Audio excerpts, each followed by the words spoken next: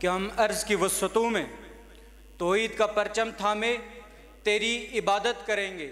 اور زمین پہ دنگا و فساد برپا نہیں کریں گے۔ تب کہیں جا کے یہ کن فیکون کا سلسلہ تخلیق آدم تک آ پہنچا، اور جب ہم نے اشرف المخلوقات کی دستار سجائی تو مسجود ملائک ٹھہرے، اور بس اسی خواب کی ایک تعبیر کے لیے 1,24,000 پیغمبران خدا ظہور پذیر ہوئے، جن میں وہ سبز پوش سخی بھی کہ جس کے دست حق پرست نے پاؤں کی ٹھوکر پر پڑے پتھر کو کلام کا سلیقہ بخشا۔ مگر افسوس، صد افسوس، انبیاء کے وارث جب یہ خواب لے کر عالم شباب کو پہنچے تو عرضی مخلوق کے خدا بن بیٹھے، اور پھر ریاست ایتھنز میں انسانوں کی بلی چڑھا کر اپنی خدائی کا اعلان کیا، اور پھر حرام مصر کی تعمیر کے لیے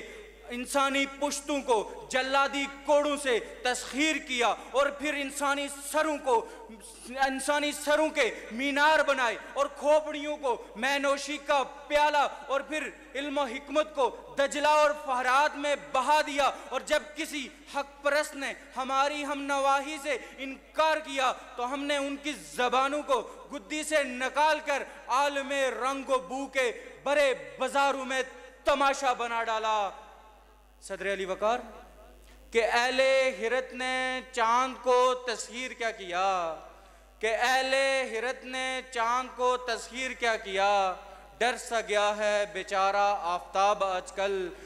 ہم سے ہمارے خواب کی تعبیر چھین کر، ہم سے ہمارے خواب کی تعبیر چھین کر ایک شخص دیکھتا ہے بہت خواب آج کل۔ صدر علی وقار موضوع اپنے نوعیت کے اعتبار سے انتہائی حساس اور فلسفیانہ ہے۔ کسی لکڑ ہارے کی طرح الفاظ کے جنگل سے لکڑیاں کاٹ کر آپ کی آنکھوں میں دھول جھونکنے کے بجائے تاریخ پر آتے ہیں۔ صدر علی وقار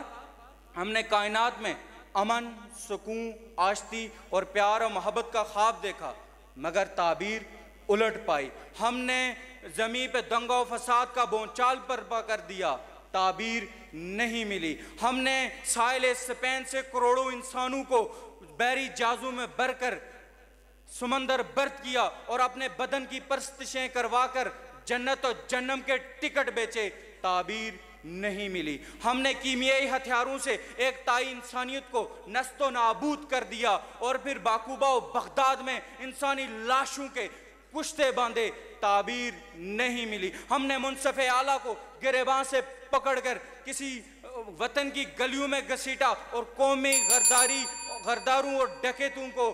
اپنے سروں کا تاج بنا دیا، تعبیر نہیں ملی۔ ہم نے کشمیریوں کے لہو مقدس کے ساتھ غداری کی اور جموں کے جنگل میں 2,37,00,000 جانوں کو تہ کر ڈالا، تعبیر نہیں ملی۔ ہم نے